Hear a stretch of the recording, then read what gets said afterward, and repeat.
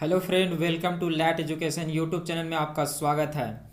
आज का मेरा टॉपिक है मौर्य साम्राज्य में अशोक के इतिहास के बारे में आज हम पढ़ाएंगे।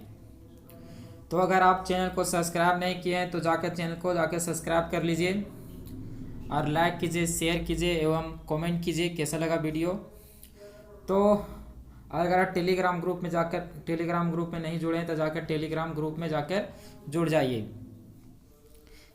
तो आज हम पढ़ाएंगे मौर्य साम्राज्य में अशोक के इतिहास के बारे में।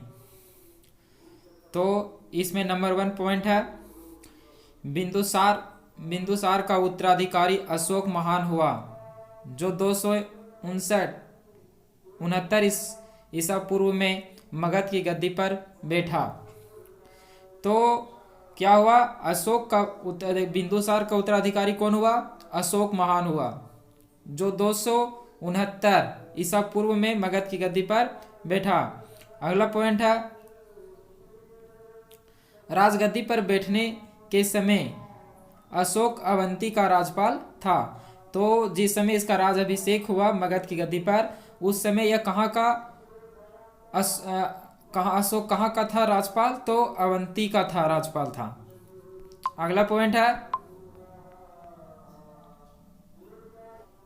मस्की एवं गुजरा अभिलेख में अशोक का नाम अशोक मिलता है। तो मस्की और गुजरा अभिलेख में क्या मिलता है? अशोक का नाम अशोक मिलता है।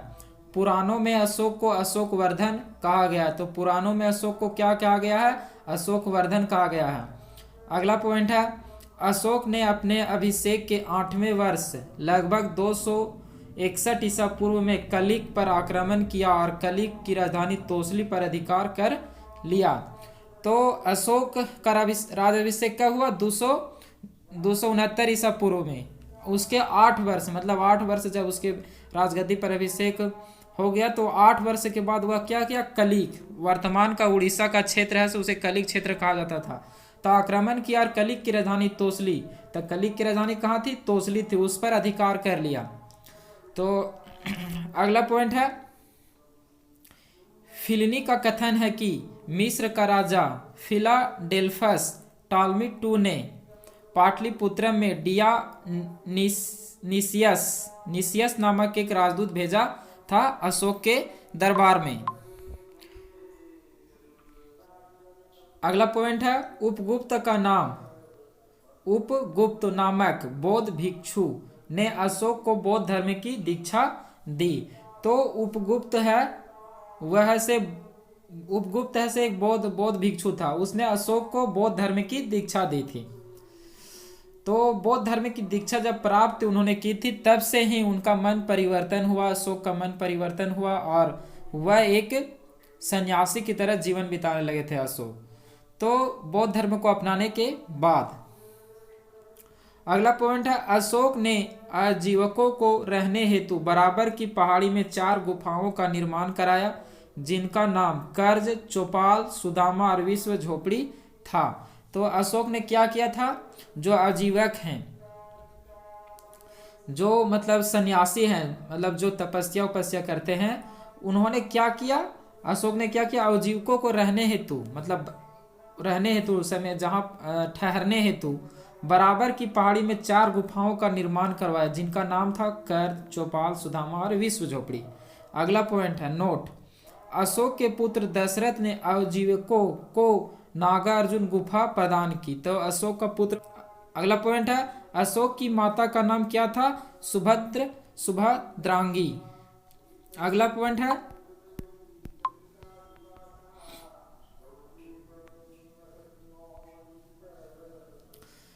अशोक ने बौद्ध धर्म के प्रचार के लिए अपने पुत्र महेंद्र एवं पुत्री संघमित्रा को श्रीलंका भेजा। तो अशोक ने क्या किया?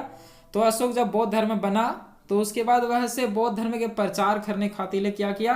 अपने पुत्र महेंद्र एवं पुत्री संघमित्रा को श्रीलंका भेजा प्रचार करने खातिर। इसी कारण अभी श्रीलंका में लगभग 70% जनसंख्या से बौद्धों का है, जिसे सिंहले बोलते हैं। तो अभी 70% जनसंख्या किसका है? बौद्धों का जनसंख्या श्रीलंका में है। अगला पॉइंट है भारत में शिलालेख का प्रचलन सर्वप्रथम अशोक ने किया था। तो भारत में सबसे पहले शिलालेख का प्रचलन किसने किया था? तो अशोक ने किया था। अगला पॉइंट है, अशोक के शिलालेखों में ब्राह्मणी, खरोष्टी, ग्रीक, अरमाइन लिपि का प्रयोग हुआ है। तो अशोक के शिलालेख में किन 4 भाषाओं, 4 लिपियों का प्रयोग हुआ? कौन कौन लिपि का? ब्राह्मणी, खरोष्टी, ग्रीक और अरमाइन लिपि का प्रयोग हुआ। अगला पॉइंट है, ग्रीक एवं अरमाइन लिपि का अभिलेख अफगानिस्तान से मिला है। तो ग्रीक और अरमाइन लिपि दोनों लिपि हैं, जैसे देवनागरिक लिपि होता है हिंदी खातिर है, जैसे एक तरह से ग्रीक और अरमाइन लिपि है। एक तरह से लिपि का अभिलेख अफगानिस्तान से मिला है। तो कहां से मिला? अफगानिस्तान से। अगला पॉइंट है,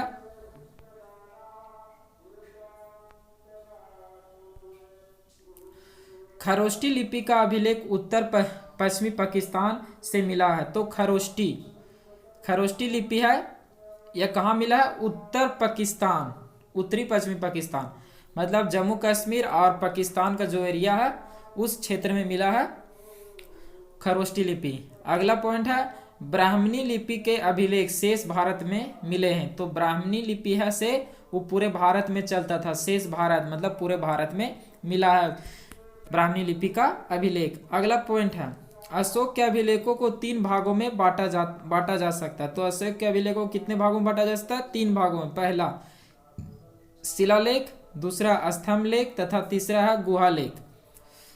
अगला पॉइंट है, अशोक के शिलालेख की खोज 1750 ईस्वी में पंद्रेंटी फेन थेलर ने की थी। तो अशोक के शिलालेख की खोज किसने की थी? 1750 में हुआ था। किसने की थी? पंद्रेंटी फेन थेलर ने की थी। अगला पॉइंट है, अशोक के शिलालेख की संख्या 14। तो अशोक के कितने शिलालेख की संख्या कितनी है? तो 14 है। अगला पॉइंट है, अशोक के अभिलेख पढ़ने में सबसे पहली सफलता 1837 ईस्वी में जेम्स प्रिंसेप को हुई। तो अशोक के अभिलेख किसने पढ़ा था? तो 1837 में पढ़ा गया। किसने पढ़ा था? जेम्स प्रिंसेप ने पढ़ा था। अगला पॉइंट है इसमें, अशोक के प्रमुख शिलालेख एवं उनमें वर्णित विषय। तो अशोक के जो 14 शिलालेख मिले थे,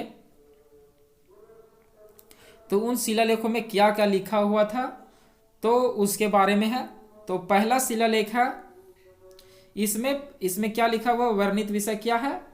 तो इसमें पशु बलि की निंदा की गई। तो पहला शिलालेख में मिलता है कि पशु बलि हमें नहीं करना चाहिए, तो इसके बारे में मिलता है प्रथम शिलालेख में। अगला है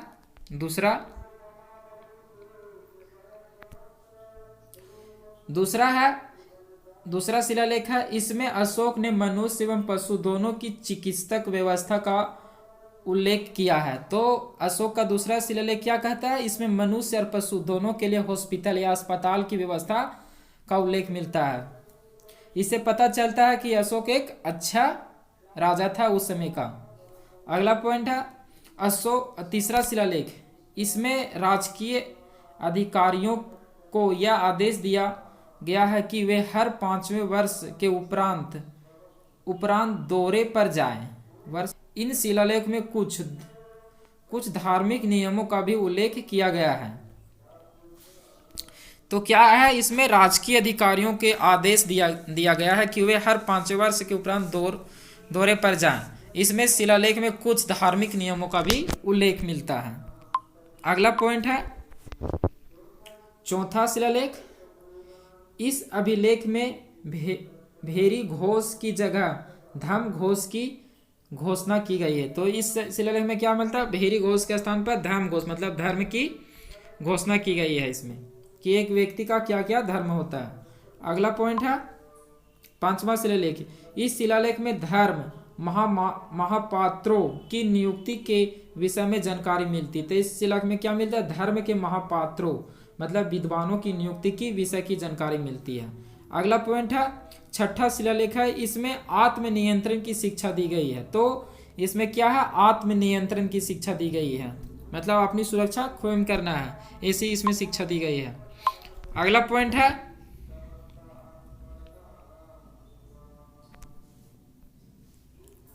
7वां और 8वां शिलालेख है, इसमें अशोक के तीर्थ यात्राओं के उल्लेख किया गया है। तो इसमें क्या है? अशोक के तीर्थ यात्राओं का उल्लेख किया गया कि अशोक ने किस किस स्थान पर तीर्थ यात्रा किया था। 9वीं शिलालेख, इसमें सच्ची भेंट एवं सच्ची शिष्टाचार का उल्लेख किया गया है। सच्ची भेंट मतलब सच्चा भेंट और सच्चा शिष्टाचार मतलब डिसिप्लिन की बात की गई अच्छे से। अगला पॉइंट है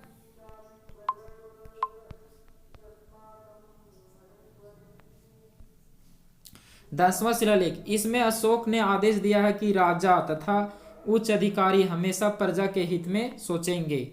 तो 10वां शिलालेख में क्या मिलता है कि इसमें अशोक ने आदेश दिया कि राजा मतलब मैं एवं उच्च अधिकारी जितने भी हैं, उच्च अधिकारी चाहे प्रधानमंत्री, सेनापति, चाहे जितना भी अधिकारी हैं, वो सभी हमेशा प्रजा के हित के बारे में ही सोचेंगे। अगला पॉइंट है 11वां शिलालेख, इसमें धर्म की व्याख्या की गई, मतलब धर्म की व्याख्या की गई है, धर्म।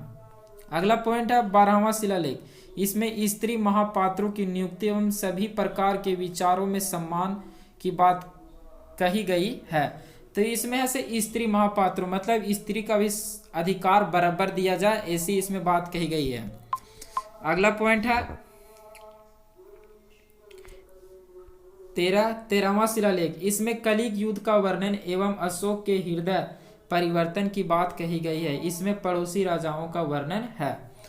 तो कलिग युद्ध कितना हुआ था? 261 ईसा पूर्व में हुआ था। तो उसके बाद अशोक का हृदय परिवर्तन हुआ। इसमें लिखा हुआ कि अशोक का हृदय इस युद्ध से क्या हुआ? परिवर्तन हो गया। जिसमें ये देखिए कि इतना कत्लेआम हुआ है कि इससे के बाद उनका मन से परिवर्तन हो गया और वो बौद्ध धर्म की दीक्षा लिया और उसके बाद वह एक तरफ से बन गए सन्यासी के रूप में, अर्थात अहिंसा वह करना ही छोड़ दी, मतलब हिंसा वह करने ही लगे, अहिंसक बन गए। और इसमें पड़ोसी राजाओं का भी वर्णन है। अगला है 14वां शिलालेख, अशोक के जनता को धार्मिक जीवन बिताने के लिए प्रेरित किया गया। अशोक ने जनता को धार्मिक जीवन बिताने के लिए प्रेरित किया है। अगला पॉइंट है अशोक के स्तंभ लेखों की संख्या 7 है। तो अशोक के स्तंभ लेखों की संख्या कितनी है? 7 है, जो केवल ब्राह्मणी लिपि में लिखी गई है। तो कौन लिपि में? ब्राह्मणी लिपि, जो शेष भारत में उपयोग किया जाता है उस लिपि में लिखी गई है। यह 6 अलग अलग स्थानों से प्राप्त हुए हैं। तो यह कहाँ से? 6 अलग अलग स्थानों से प्राप्त हुए हैं। पहला है प्रयाग स्तंभ लेख, इसमें क्या लिखा गया है? तो यह पहले कौशाम्बी में स्थित था। तो यह कहाँ पर पहले था? कौशाम्बी में स्थित था। यह स्तंभ लेख को अकबर ने इलाहाबाद के किले में स्थापित कराया। तो यह पहले स्तंभ कहाँ था? प्रयाग स्तंभ लेख कहाँ पहले था? तो कौशाम्बी में था। तो इसको क्या किया अकबर ने? क्या किया कि इसे इलाहाबाद के किले में स्थापित किया। दूसरा है दिल्ली टोपरा। यह स्तंभ लेख फिरोजशाह तुगलक के द्वारा टोपरा से दिल्ली लाया गया। तो यह कहाँ था? टोपरा में था। टोपरा से कहाँ लाया गया? दिल्ली में लाया। किसके द्वारा? फिरोजशाह तुगलक के द्वारा लाया गया। अगला पॉइंट है इसमें तीसरा मतलब स्तंभ लेख है दिल्ली मेरठ। पहले मेरठ में स्थित था यह स्तंभ लेख, फिरोजशाह तुगलक के द्वारा दिल्ली लाया गया, मतलब इसे भी दिल्ली ले आया। अगला है रामपुरवा स्तंभ लेख। यह स्तंभ लेख चंपारण बिहार में स्थापित है। इसकी खोज 1872 ईस्वी में कर लाइला ने की। तो यह कहाँ पहले था? बिहार के चंपारण में ही था। इसकी खोज किसने की? तो 1872 में इसकी खोज भी किसने की थी? तो कर लायला ने की थी। 5वां है स्तंभ लेख है लोरिया अरे राज। तो यह कहाँ है? चंपारण बिहार में। अगला है छठा है लोरिया नंदगढ़ चंपारण बिहार में। इस स्तंभ पर मोर का चित्र बना है। तो ये कहाँ लोरिया नंदनगढ़ कहाँ पर है? तो बिहार के चंपारण में है। इसमें मोर का चित्र ऐसे अंकित है, मतलब मोर का चित्र इसमें है। अगला पॉइंट है कौशाम्बी अभिलेख में रानी का अभिलेख कहा जाता है। कौशाम्बी अभिलेख को जो पहला अभिलेख है कौशाम्बी का, जिसे इलाहाबाद में अकबर ने स्थापित किया था, उसमें है से किसके समर्पित ये कौशाम्बी का अभिलेख किस किस इसमें वर्णन किया, रानी के अभिलेख भी इसे कहा जाता है। अगला पॉइंट है अशोक का सबसे छोटा शिलालेख रूपी देही। सबसे छोटा लेख कौन है, रूपी देही। इसमें लुम्नी इसी में लुम्नी में धर्म यात्रा के दौरान अशोक द्वारा भू राजस्व की दर घटा देने की घोषणा की गई है। तो अशोक जब है से लुम्नी, जहाँ गौतम बुद्ध का जन्म स्थान है, वहाँ पर वह धर्म यात्रा मतलब यात्रा करने घूमने गए थे, तो वहाँ पर उन्होंने देखा कि भू राजस्व बहुत ज़्यादा है, तो भू राजस्व उन्होंने घटा दिया था। अगला पॉइंट है अशोक का 7वां अभिलेख सबसे लंबा है। तो अशोक का जो 7वां अभिलेख है वह सबसे लंबा है, सबसे बड़ा है। अगला पॉइंट है अशोक के समय मौर्य साम्राज्य में प्रांतों की संख्या 5 थी। तो अशोक के समय प्रांतों की संख्या कितनी थी, 5 थी। प्रांतों को चक्र कहा जाता है जो निम्न है। तो प्रांतों को क्या कहा जाता था, चक्र। अगला है मौर्य प्रांत। कौन कौन प्रांत है, राजधानी उसकी कहाँ थी। तो पहला है उत्तरापथ की राजधानी कहाँ थी, तक्षशिला। तक्षशिला भी कहाँ, पाकिस्तान में। तक्षशिला विश्वविद्यालय जानते हैं, सबसे प्राचीन विश्वविद्यालय था तक्षशिला में, जो अभी पाकिस्तान के रावलपिंडी में स्थित है। अगला है पॉइंट है दूसरा प्रांत इनका है अवंती राष्ट्र। इसका राजधानी कहाँ, उज्जैन। मध्य प्रदेश की भोलेनाथ की नगरी, महाकाल की नगरी कहाँ, उज्जैन में है अवंती राष्ट्र। अगला पॉइंट है कलिग कहाँ पर है, उड़ीसा बताए थे हम। उसकी राजधानी कहाँ, तोसली। अगला है चौथा है दक्षिणी पथ प्रांत। इसकी राजधानी कहाँ, सुवर्णगिरी। अगला पॉइंट है पारसी या पूर्वी प्रांत। इसकी राजधानी कहाँ है, पाटलिपुत्र वर्तमान का बिहार का पटना क्षेत्र, पटना का आसपास क्षेत्र। अगला पॉइंट है प्रथम पृथक शिलालेख में यह घोषणा है कि सभी मनुष्य मेरे बच्चे हैं। तो प्रथम पृथक शिलालेख में क्या है, में क्या मिला है कि अशोक ने कहा कि मनुष्य मेरे बच्चे हैं, मतलब सभी मेरे मनुष्य। तो ऐसी भी है कि राजा जो है से वो राजा का धर्म होता है कि सभी को हम बराबर से देखें। तो इसीलिए अशोक ने प्रथम पृथक शिलालेख में यह घोषणा की कि सभी मनुष्य मेरे बच्चे हैं। तो अगला पॉइंट है अशोक का सारयेकुना गंधार अभिलेख ग्रीक और अर्माइन भाषाओं में प्राप्त हुआ है। तो अशोक का से गंधार अभिलेख है वह किस भाषा में मिला है, तो गंधार, ग्रीक और अर्माइन मतलब अफगानिस्तान के क्षेत्र में मिला है यह।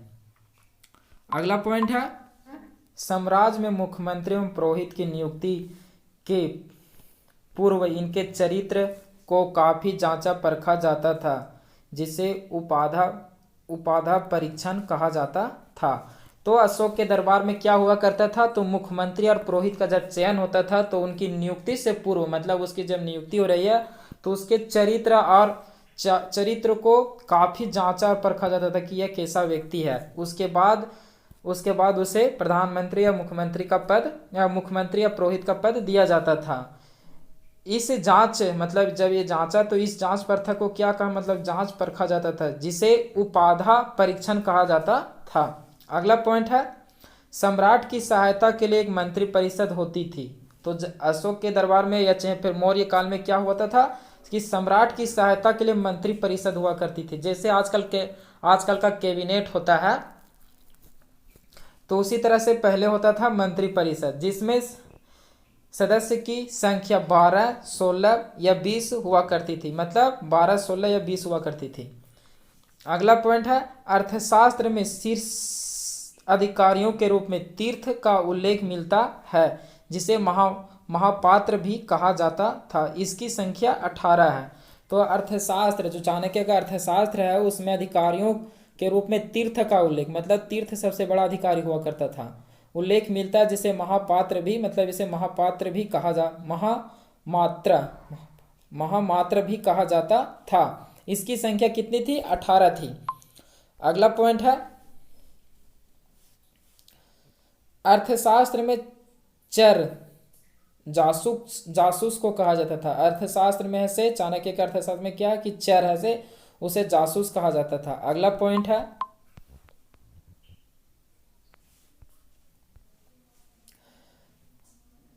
प्रांतों के प्रशासक कुमार आर्यपुत्र या राष्ट्रिक कहलाते थे। तो प्रांतों के प्रशासक कौन थे? कुमार थे।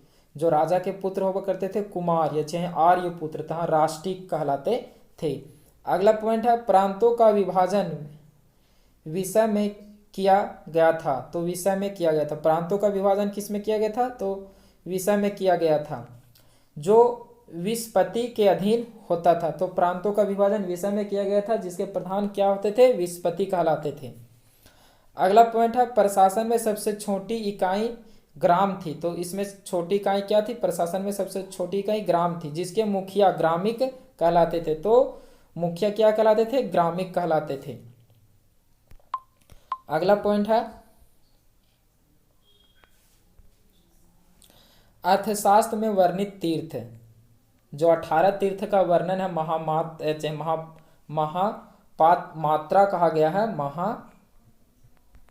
इनका दूसरा नाम क्या है? महामात्रा। इसका दूसरा नाम क्या है? तीर्थ का महामात्रा।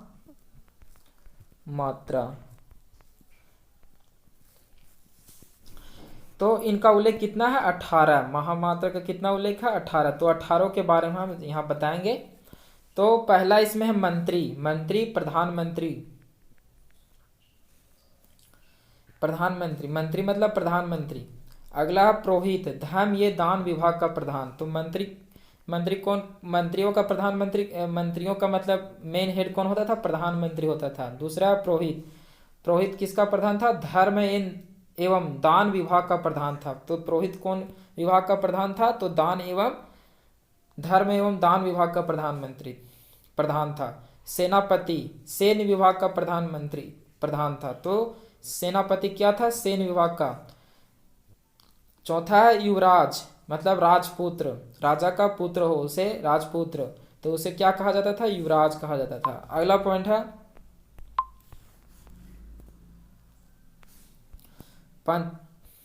पांचवा द्वारिक राजकीय द्वार रक्षक। तो द्वारिक क्या होता था? राजकीय द्वार रक्षक, मतलब जो मेन गेट हुआ करता था उसका रक्षक हुआ करता था। छठा है अंतर्वेदिक अंतरपुरा अध्यक्ष था। संतमा है समहारता आर्यों आय का संग्रहाता, मतलब जो आय का जहाँ मतलब भूमि कर आता था, फिर उद्योग कर आता था, उस सब के जो संग्रह करता था उसे क्या करता था? समहारता कहा जाता था, आय का संग्रह करता। अगला है सन्निधानता राजकीय कोष का अध्यक्ष। नौवा है प्रसाता कारागार का अध्यक्ष। कारागार मतलब जेल का अध्यक्ष हुआ करता था। अगला पॉइंट है 10वां प्रदेष्टि कमिश्नर भी उस समय हुआ करता था। 11 है पौर नगर का कोतवाल। 12 है व्यवहारिक प्रमुख न्यायाधीश। 13 है नायक नगर रक्षक का अध्यक्ष। 14 है क्रमनियंत्रक उद्योगों एवं कारखानों का अध्यक्ष। अगला पॉइंट है 15 मंत्री परिषद अध्यक्ष। 16 है दंडपाल सेना का सामान एकत्रित करने वाला। 17 है दुर्गपाल दुर्ग रक्षक सीमावर्ती दुर्गों का रक्षक। 18वां है अंतरपाल सीमावर्ती दुर्गों का रक्षक। अगला पॉइंट है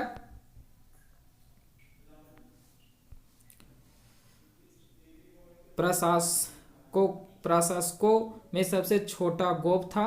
तो इसमें क्या था? प्रशासकों में सबसे छोटा गोप था, जो 10 ग्रामों का शासन संभालता था। अगला पॉइंट है मेगास्थनीज के अनुसार नगर का प्रशासन 30 सदस्यों का एक मंडल करता था। मेगास्थनीज ने क्या कहा कि मौर्य शासक व्यवस्था में क्या था कि नगर का प्रशासन वह 30 सदस्यों का एक मंडल करता था, जो 6 समितियों में विभाजित था। प्रत्येक समिति में 5 सदस्य होते थे। तो प्रत्येक समिति कितना सदस्य थे? 5 सदस्य होते थे। 6 समिति थी और 5 प्रत्येक समिति में 5 सदस्य थे, तो 6 पच्चे 30 था। तो 30 सदस्यों का मंडल करता था। अगला है बिक्री कर के रूप में मूल्य का 10वां भाग वसूला जाता था। इससे बचने वाले को मृत्यु दंड दिया जाता था। तो बिक्री कर, जैसे आप व्यापार करने आए मौर्य मगध में, तो वहां पर कर के रूप में 10वां भाग वसूला जाता था। 90 बटे मतलब 100 में 10वां भाग मतलब 90 आपके पास बचेगा और 10वां भाग से किसके पास जाएगा? राजकोष में जाएगा। अगर आप इससे चुराते हैं मतलब इसे बचाते हैं तो आपको मृत्यु दंड दिया जा सकता है। अगला पॉइंट है मेगास्थनीज के अनुसार एग्रोनोमाई मार्ग निर्माण अधिकारी था। तो मेगास्थनीज के अनुसार एग्रोनोमाई क्या था? मार्ग निर्माण अधिकारी था। अगला पॉइंट है प्रशासनिक समिति एवं समिति के कार्य। तो प्रशासनिक समिति था जिसकी संख्या 30 सदस्यों का एक मंडल करता था। उसमें 6 समिति थी। 6 समिति में प्रत्येक समिति में कितनी थी? तो 6 समितियों में कितने मतलब 6 समिति थी, 30 सदस्यों का एक मंडल करता था। 6 समितियां थी। 6 समिति में प्रत्येक समिति में 5 सदस्य थे। तो 5 सदस्यों का कार्य है से समिति का कार्य बताया गया इसमें। तो प्रथम समिति था वह उद्योग एवं शिल्प कार्य का निरीक्षण करता था। तो वह क्या करता था? प्रथम समिति उद्योग और शिल्प का कार्य का निरीक्षण करता था। द्वितीय था विदेशियों का देखरेख, मतलब जो विदेश से व्यापार करने आए हैं तो उनका देखरेख करता था। अगला पॉइंट है तृतीय था मरण का विवरण, मतलब कि कौन कौन नगर में मरे हैं उनके देखभाल करते थे, मतलब उनका लिखा जोखा रखते थे। चतुर्थ व्यापार एवं वाणिज्य का देखभाल, तो व्यापार और वाणिज्य का देखभाल करते थे। पंचम निर्मित वस्तुओं के विक्रय का निरीक्षण करते थे। तो विक्रय और वस्तुओं के विक्रय का निरीक्षण करते थे। षष्ठ मतलब छठा बिक्री कर वसूला करता था, मतलब जो 10वां भाग था 100 बटे का 10वां भाग उसका वह क्या करता था? बिक्री कर का 10वां भाग वह कर वसूला करता था। तो उसे छठा का काम था। अगला पॉइंट है जस्टिन के अनुसार चंद्रगुप्त मौर्य की सेना में लगभग 50,000 अश्वरोही सेना, 9,000 हाथी, 8,000 रथ थे। तो जस्टिन ने एक इतिहासकार है उसने कहा है कि चंद्रगुप्त मौर्य के सेना में लगभग 50,000 अश्वरोही मतलब घोड़े पर सवार सैनिक थे, 9,000 हाथी थी और 8,000 रथ थे उनके। जस्टिन नामक यूनानी लेखक के अनुसार चंद्रगुप्त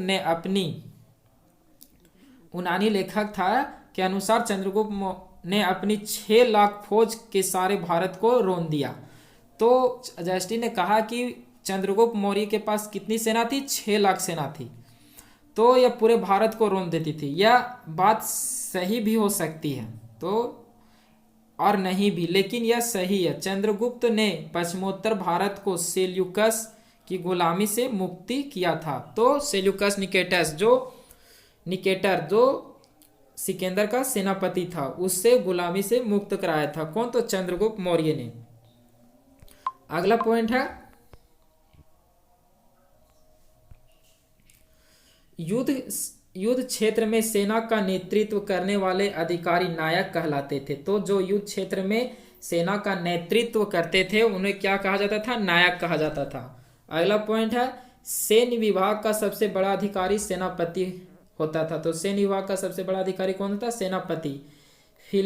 फिलिनी नामक यूनानी लेखक के अनुसार चंद्रगुप्त की सेना में 6 लाख पैदल सिपाही, 30,000 घोड़सवार और 9,000 हाथी थे। तो फिलिनी नामक एक यूनानी लेखक हैं, उनका कहना है कि चंद्रगुप्त की सेना में 6 लाख पैदल सिपाही थे और 30,000 घोड़सवार थे और 9,000 हाथी थी। अगला पॉइंट है मेगास्थनीज के अनुसार मौर्य सेना का रखरखाव 5 सदस्य का 6 समितियां करती थी। तो मेगास्थनीज के अनुसार क्या कहा है कि मौर्य सेना का रख रखाव 5 सदस्य का 6 समितियां करती थी, तो 6 पचे 30 आदमी इसको भी करते थे, सेना को देख रेख। अगला पॉइंट है मौर्य प्रशासन में गुप्तचर विभाग महामात्य सर्प नामक अमात्य के अधीन था। तो मौर्य प्रशासन में गुप्तचर विभाग किसके अधीन था? महामात्य सर्प नामक अमात्य के अधीन था। अगला पॉइंट है अर्थशास्त्र में गुप्तचर को गूढ़ पुरुष कहा गया है तथा एक ही स्थान पर रह कर कार्य करने वाले को गुप्तचर को संस्था कहा जाता था। तो अर्थशास्त्र जो चाणक्य का जो पुस्तक है उसमें क्या कहा गया? गुप्तचर को गूढ़ पुरुष कहा गया, गुढ़ पुरुष कहा गया तथा एक ही स्थान पर रहने वाले गुप्तचर को संस्था कहा जाता था। अगला पॉइंट है एक स्थान से दूसरे स्थान पर भ्रमण करके कार्य करने वाले गुप्तचर को संचार कहा जाता था। तो एक स्थान से दूसरे स्थान पर जो भ्रमण करके के सूचना को पहुंचाते थे उसे क्या कहा जाता था? गुप्तचर को संचार कहा जाता है, गुप्तचरों का संचार। अगला पॉइंट है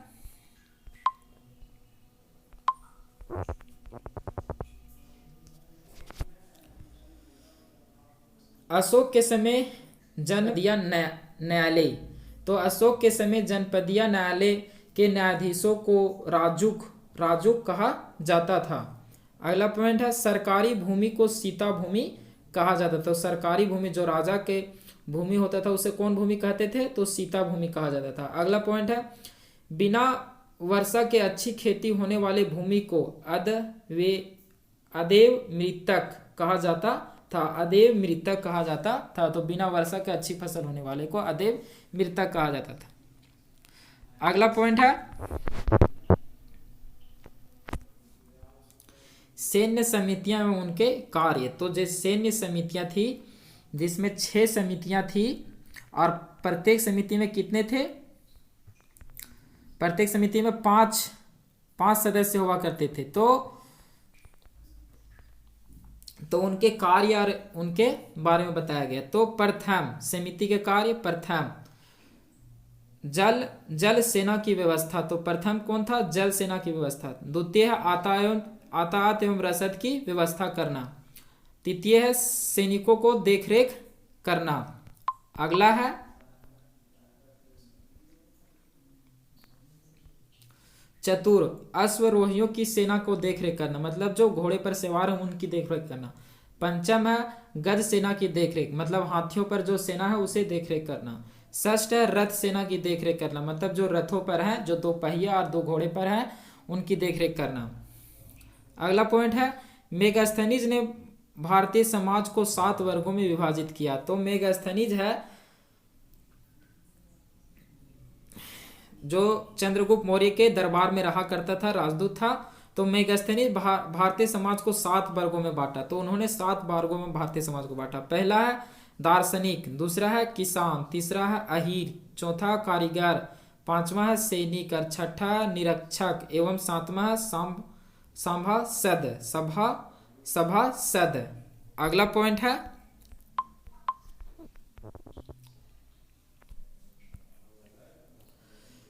स्वतंत्र वेश्यावृत्ति को अपनाने वाले व्यक्ति जीवा कहलाते थे, जीवा कहलाते। अगला पॉइंट है नंद वंश के विनाशक करने में चंद्रगुप्त मौर्य ने कश्मीर के राजा प्रतक से सहायता प्राप्त की थी। तो जब नंद वंश के शासक घनानंद को हराना था चंद्रगुप्त मौर्य को, तो चंद्रगुप्त मौर्य ने चंद्रगुप्त मौर्य के कश्मीर के राजा प्रतक ने सहायता प्राप्त की थी। अगला पॉइंट है मौर्य शासन 137 वर्षों तक रहा। तो मौर्य शासक कितने वर्षों तक रहा? 137 वर्षों तक।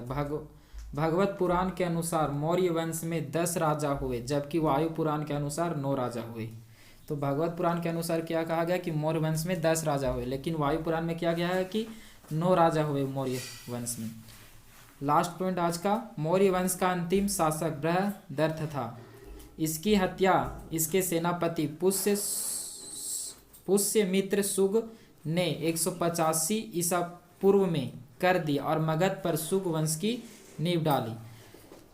तो क्या हुआ कि मौर्य वंश का अंतिम शासक कौन था? बृहदत्त था। इसकी हत्या कौन कर दी? उसका खुद का सेनापति पुष्यमित्र सुग ने 185 ईसा पूर्व में। और उस मगध पर कौन राजवंश का शासक हुआ? अब सुग वंश का। तो अगले क्लास में हम सुग वंश के इतिहास के बारे में पढ़ाएंगे। तो आज का क्लास यहीं पर समाप्त करते हैं। हम नए क्लास में सुग वंश के इतिहास के बारे में पढ़ाएंगे।